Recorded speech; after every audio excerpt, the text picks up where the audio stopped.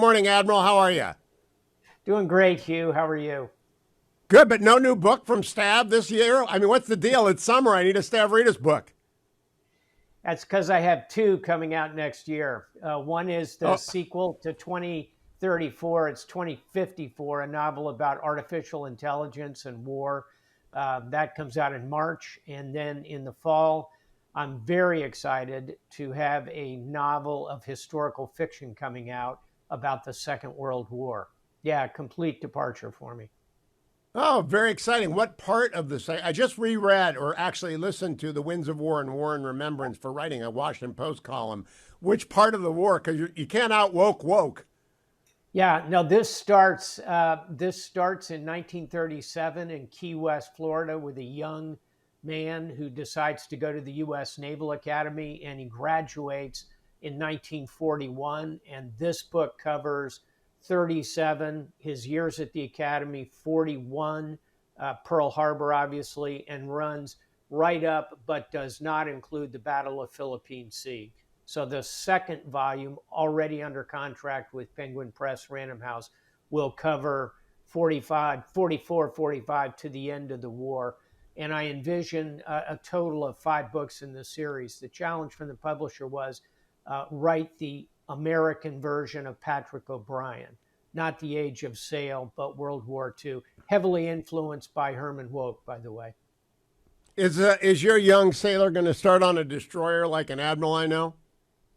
He does, and he begins on a destroyer, but then quickly is pulled up to an aircraft carrier. He serves in the Big E, the Enterprise, through much of the war. All right, no, But Admiral, I am. he does start with Arleigh Burke in Guadalcanal. That's the first taste of combat he experiences. Does this get to the Lady Gulf? It does not. This volume will stop right before Lady Gulf. Philippine Sea, Lady Gulf will be the opener of the second volume, which I'm very excited to write. As you know, it's a very controversial naval battle. Well, when I re-listened to Woke, I had forgotten. It's been 30 years or 40 years, and I had forgotten that he was so critical of Admiral Halsey. He really Oh, was yeah. very critical of Admiral Halsey. Are you? I am. I think the Navy is kind of divided between Team Halsey and Team Spruance in terms of who was the great admiral of the Pacific War at that level. You know, just below Nimitz, who we all agree was the great admiral.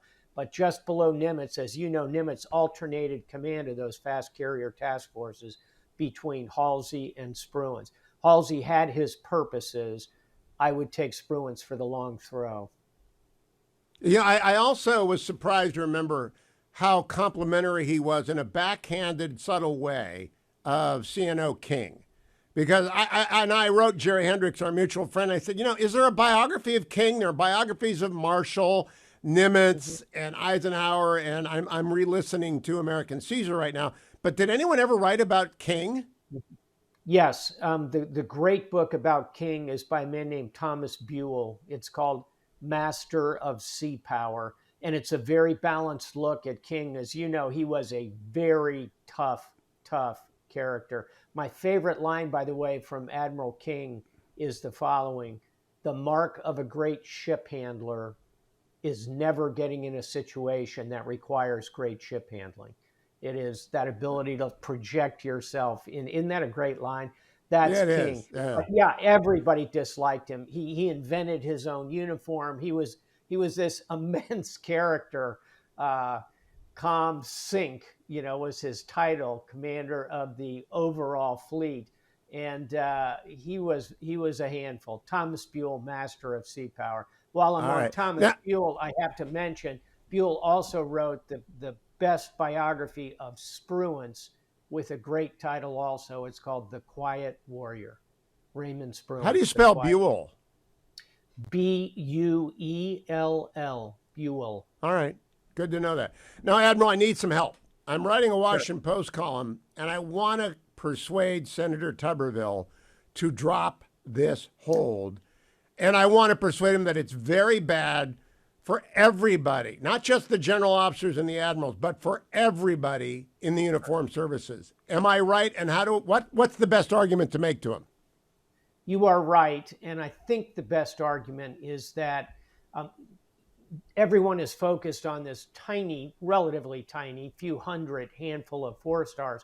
But every one of those 4 star moves is linked to a 3 star move. That 4 star who promotes into that job is replaced by a 3 star, and that officer is replaced by a 2 star, and that officer by a 1 star. And you walk it back down to all of the military people that are completely frozen in place as a result of this. And it's immensely distracting to national security. That's argument one. Argument two, I would hope it would appeal to a former superb football coach like Senator Tuberville, is simply organizations need stable leadership. They need to know who's in charge.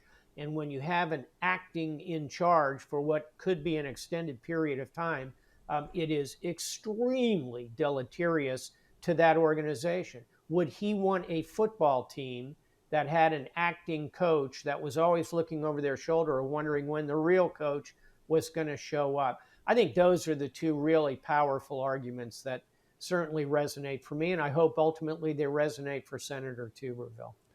You know, I've been working on the opening, and I right now I'm thinking of every soldier, sailor, airman, and Marine has a unique story, as does every American. But their unique story is they put themselves under the authority of everybody in the chain of command. And the spouses, children, and parents of those people expect that they will be led as well as possible because they're in harm's way. And so he's endangering every member of the military by screwing around with the chain of command. Does that resonate with you? 100%. It's extremely well stated, and it broadens the pool of pain from the way he seeks to paint it. Oh, it's just a bunch of the brass. They'll get over it in a few months. And now you see that pool of pain spreads, as you just put it so eloquently, across not only that chain of command coming behind them, but also the families, the supporters, everyone who's involved in this activity. And it's an immense drag on national security. And I am surprised that he goes this far. And by the way, I'll give you one other argument, which you may or may not want to get into. But if he succeeds in this, what happens when Senator Left Wing says, oh, I'm not going to approve any 4-star appointments until there's a 75% tax on everyone making more than $100,000 a year? Or Senator Hard Left Wing says, I'm not going to approve any positions in national security until the Department of Defense cuts its entire fuel budget down to zero. Once you go down this path of allowing a particular senator to take an issue about which he or she feels passionately, I get that, but boy, once you go down that path, wait until the left starts using it and others on the right, and you have dragged our national security dead into the center of the whirlpool of domestic controversy. That's not where we want to go. It does not affect any member of my family yet, but they are in the middle of a pack out right now, one of my kids. And packing out, I never knew about this as a civilian. It comes in 2 phases. You got the small pack out, you got the big pack out. It's just a nightmare. These poor men and women who are caught up in this, their spouses must want to go to Alabama and start picketing. I think he's going to get primaried over this because Alabama is kind of a military state, isn't it? Oh my gosh, yes, of course. Huge functionality there. So many military come from that part of our country, and in particular, Alabama has a very strong reputation. By the way, as someone who is born into the military, into a Marine Corps family, I moved. Before I went to Annapolis, I moved 10 times when I was 17. And then I moved, Laura and I, in our 37-year career, moved 20 plus times. So I've been through a pack out 30 plus times. And it's no fun to begin with. And when you have immense uncertainty hanging over it, it's cruel and unusual punishment, Senator. Please. Well, lift I'm that going to hold. use your pool of pain, Admiral, and I'm going to use cruel and unusual punishment as well. Mostly, though, it's not logical. My first draft was I dragged, if you remember that '70s show, Red Foreman used to say that's a dumbass move. I began that, then I tore it up because I really want to persuade him because I Right. just don't. I think some staffer suggested this to him and it seemed like a good idea at the time. You know, the first rule of holes, stop digging, right? And he can declare victory now because the House put it on the NDAA. He can walk away right now. Do you think he will?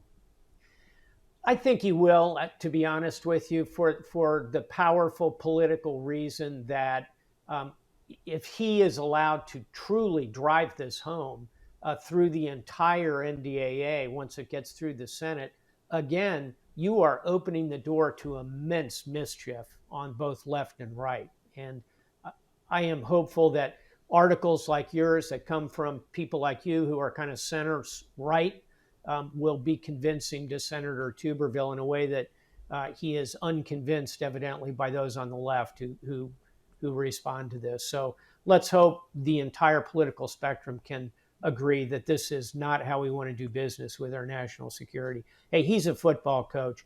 This is not a game. This is not a game. Let me close by asking about the overnight attack on the bridge connecting Russia to the Crimean Peninsula. How long does it take to repair that, do you think, Admiral? I've just looked at some of the satellite photos, and I would say it's going to be weeks, if not months, before that bridge is structurally safe again. About half of it is dangling down into the water. The other half, I wouldn't want to be the guy driving the 5-ton over that one.